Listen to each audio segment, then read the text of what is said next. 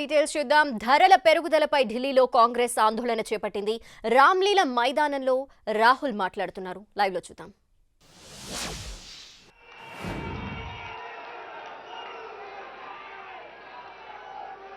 तो हिंदुस्तान का आम नागरिक बहुत मुश्किल में है, बहुत दर्द सह रहा है। और जब विपक्ष इन बातों को पार्लियामेंट में उठाना चाहती है तो नरेंद्र मोदी जी और उनकी सरकार विपक्ष को पार्लियामेंट में बोलने नहीं देती। चाहे किसानों का मुद्दा हो, चाहे चाइना का आक्रमण जो हुआ उसकी बात करना चाहें, बेरोजगारी की बात करना चाहें, महंगाई की बात करना चाहें, हम नहीं कर सकते, पार्लियामेंट में नहीं कर सकते। और आप देखिए यहां हमारे मीडिया के मित्र हैं, इनका काम जो जनता के मुद्दे हैं उनको उठाने का होता है, मगर ये भी अपना काम नहीं करते हैं। 24 घंटा ये कैसे करेंगे? ये मीडिया उन्हीं दो उद्योगपतियों का मीडिया है, पूरा का पूरा मीडिया उन्हीं दो उद्योगपतियों के हाथ में है। तो सच्चाई कैसे दिखेगी, सच्चाई कैसे सुनाई देगी? और जनता को सब मालूम है। जनता घर में टीवी ऑन करती है और जनता जानती है कि टीवी किसका है और टीवी किसके लिए काम कर रहा है। टीवी दो उद्योगपतियों का है, अखबार दो उद्योगपतियों के हैं, और ये दो उद्योगपति नरेंद्र मोदी जी के लिए 24 घंटा काम करते हैं और नरेंद्र मोदी जी इनके लिए 24 घंटा काम करते हैं। देश में बेरोजगारी, देश में महंगाई और देश का पूरा धन दो उद्योगपतियों के हाथ में। एक तरफ मीडिया का कंट्रोल, दूसरे तरफ प्रधानमंत्री पे कंट्रोल।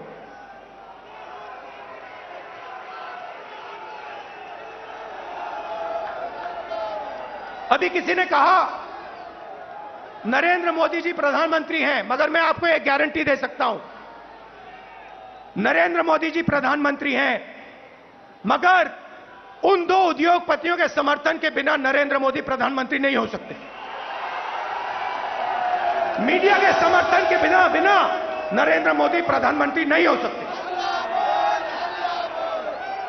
और जो हिंदुस्तान के इंस्टीट्यूशंस हैं, चाहे मीडिया हो, प्रेस हो, चाहे हमारी जुडिशरी हो, चाहे हमारा इलेक्शन कमीशन हो, उन सब पर दबाव है, उन सब पर सरकार आक्रमण कर रही है। तो यात्रा की क्या जरूरत है? यात्रा की यह जरूरत है कि विपक्ष के सामने और कोई रास्ता ही नहीं है, हमें सीधा जनता के बीच में जाना पड़ेगा। मीडिया हमारा नहीं,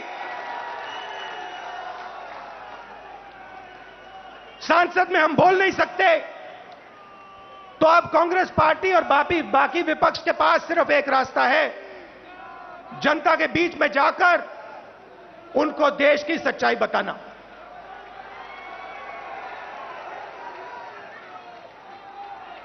जो भी नरेंद्र मोदी जी के खिलाफ काम करना चाहता है, चाहे कोई भी हो, विपक्ष की पार्टी हो, एक्टिविस्ट हो, एनजीओ का कोई व्यक्ति हो, उस पर पूरा का पूरा जबरदस्त आक्रमण होता है। ईडी, सीबीआई, इनकम टैक्स, ये सब के सब लगा दिए जाते हैं। 55 घंटे मुझे ईडी में वहां पे बैठाया मगर मैं एक बात समझाना चाहता हूं नरेंद्र मोदी जी को, मैं आपकी ईडी से नहीं डरता हूं, मुझे कोई फर्क नहीं पड़ता। आप 55 घंटे करो, 100 घंटे करो, 200 घंटे करो, 500 घंटे करो, 5 साल करो, कोई फर्क नहीं पड़ता मुझे। ये हमारा जो संविधान है, जो इस देश की आत्मा है, आज इसकी रक्षा करना, आज इसको बचाने का काम हर हिंदुस्तानी नागरिक को करना पड़ेगा। क्योंकि अगर हमने ये नहीं किया, अगर हम आज नहीं खड़े हुए, तो फिर ये देश नहीं बचेगा। क्योंकि ये देश संविधान है, ये देश इस देश की जनता की आवाज है, ये देश इस देश की जनता का भविष्य है। ये देश दो उद्योगपतियों का नहीं है, ये देश हिंदुस्तान के गरीब लोगों का है। और आज दो हिंदुस्तान बन गए हैं, एक मजदूरों का, गरीबों का, किसानों का, बेरोजगार युवाओं का। उस देश में कोई सपना नहीं देखा जा सकता। उस देश में अगर आप रोजगार चाहते हो नहीं मिल सकता, अगर आप अपने बच्चों को कॉलेज यूनिवर्सिटी में भेजना चाहते हो आप नहीं कर सकते हो। उस देश में आपको अपना खून पसीना देना पड़ेगा, और खून पसीना देने के बाद आपको कोई फायदा नहीं मिलेगा। और दूसरा देश, इसी हिंदुस्तान के अंदर 2, 3, 10, 15 उद्योगपतियों का, अरबपतियों का, उसमें आप जो भी सपना देखना चाहते हो देख सकते हो। जो भी आप चाहते हो आपको हिंदुस्तान में मिल जाएगा। भाइयों और बहनों, इन दो देशों के बीच में लड़ाई है। नरेंद्र मोदी जी की विचारधारा कहती है कि देश को बांटना है और पूरा का पूरा फायदा चुने हुए लोगों को देना है। हमारी विचारधारा कहती है कि देश सबका है और देश की जनता जो अपना खून और पसीना देती है, उसका फायदा 2-3 उद्योगपतियों को नहीं मिलना चाहिए। उसका फायदा हिंदुस्तान के किसान को, मजदूर को, गरीब को, बेरोजगार युवाओं को मिलना चाहिए। यह फर्क है।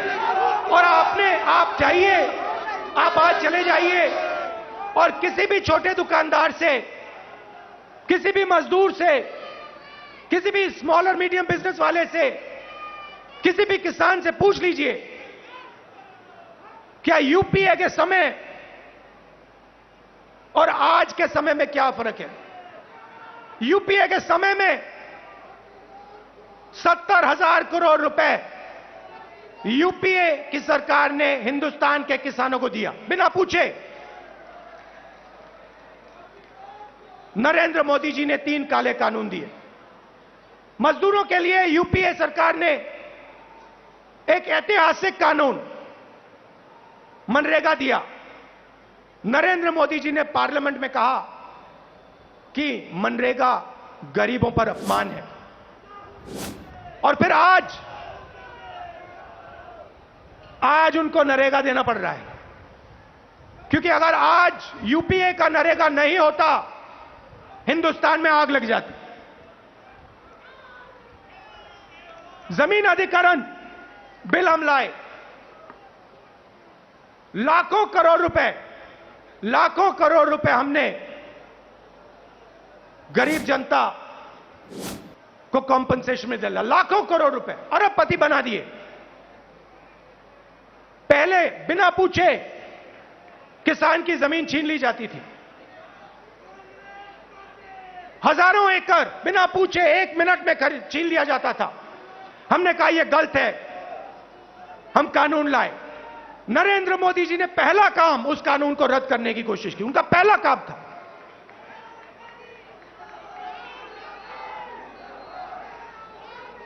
यूपीए के समय आर्थिक प्रगति थी, हम करोड़ों लोगों को हमने गरीबी से निकाला। जितने लोगों को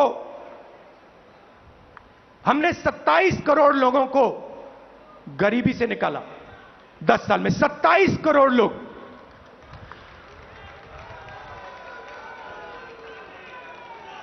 भोजन का अधिकार, मनरेगा, कर्जा माफी, इन औजारों से हमने 27 करोड़ लोगों को 10 साल में गरीबी से निकाला। भाइयों और बहनों, पिछले 8 साल में नरेंद्र मोदी ने 23 करोड़ लोगों को वापस गरीबी में डाल दिया है। तो जो हमने काम किया 10 साल में, उन्होंने 8 साल में खत्म कर दिया। और फिर जाके भाषण देते हैं, प्रगति की बात करते हैं, न्यू इंडिया की बात करते हैं, मेक इन इंडिया की बात करते हैं, कहते हैं कि हिंदुस्तान बदल गया। हिंदुस्तान को नरेंद्र मोदी जी पीछे ले जा रहे हैं। हिंदुस्तान में नरेंद्र मोदी जी नफरत फैला रहे हैं, डर फैला रहे हैं, और इससे देश का नुकसान होगा, देश का फायदा हो ही नहीं सकता। फायदा देश के दुश्मनों को होगा, फायदा चाइना को होगा, फायदा पाकिस्तान को होगा, मगर हिंदुस्तान को नहीं होगा। हिंदुस्तान में जितनी भी नफरत फैलेगी, जितना क्रोध फैलेगा, जितना डर फैलेगा, उतना हिंदुस्तान कमजोर होगा। और पिछले 8 सालों में नरेंद्र मोदी जी ने हिंदुस्तान को कमजोर करने का काम किया है। जो हमारी आर्थिक शक्ति थी उसको खत्म किया। बेरोजगारी, 40 साल से सबसे ज्यादा बेरोजगारी आज हिंदुस्तान में, वो नरेंद्र मोदी जी की देन है। मैं आपसे पूछना चाहता हूं, क्या महंगाई से, बेरोजगारी से, नफरत से देश मजबूत होता है क्या? कौन सी दुनिया में नफरत, बेरोजगारी, महंगाई से देश मजबूत होता है? देश कमजोर होता है। और नरेंद्र मोदी जी और बीजेपी देश को कमजोर करने का काम कर रहे हैं। कांग्रेस पार्टी देश को जोड़ती है, हम नफरत मिटाते हैं, हटाते हैं,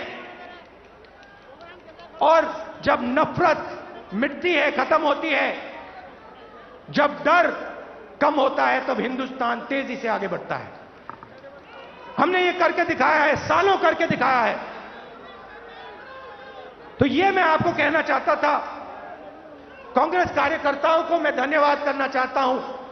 आप हमारी विचारधारा के लिए लड़ते हो, आप हिंदुस्तान के लिए लड़ते हो, आप संविधान के लिए लड़ते हो, आप अपना खून, अपना पसीना इस देश को देते हो। मैं आपको दिल से धन्यवाद करना चाहता हूं, और आपको कहना चाहता हूं कि कांग्रेस पार्टी का कार्यकर्ता ही देश को बचा सकता है। कांग्रेस पार्टी की विचारधारा देश को प्रगति के पथ पे ला सकती है। हमारे लिए सरकार ने, जैसे मैंने कहा, रास्ते बंद कर दिए हैं। पार्लियामेंट का रास्ता बंद कर दिया। संसद में कांग्रेस पार्टी या विपक्ष के लोग भाषण कर ही नहीं सकते, हमारा माइक ऑफ हो जाता है। और किसी भी मुद्दे पे हम चाइना के आक्रमण पे बात करना चाहते हैं, नहीं कर सकते। बेरोजगारी के बात पे बात करना चाहते हैं, नहीं कर सकते। महंगाई पे बात करना चाहते हैं, नहीं कर सकते। वो रास्ता बंद है। जो हमारे इंस्टीट्यूशंस हैं, चाहे वो मीडिया हो, चाहे वो इलेक्शन कमीशन हो, जुडिशरी हो, मैंने कहा उन पर आक्रमण है, उन पर दबाव है। तो हमारे लिए सबके सब रास्ते बंद है, एक ही रास्ता बचा है और वो रास्ता हमें सबसे अच्छा लगता है। जनता के बीच में जाकर, सीधा जनता के बीच में जाकर जनता को जो देश की सच्चाई है वो बताना और जो जनता के दिल में है उसको गहराई से सुनना और समझना। इसीलिए कांग्रेस पार्टी भारत जोड़ो यात्रा शुरू कर रही है।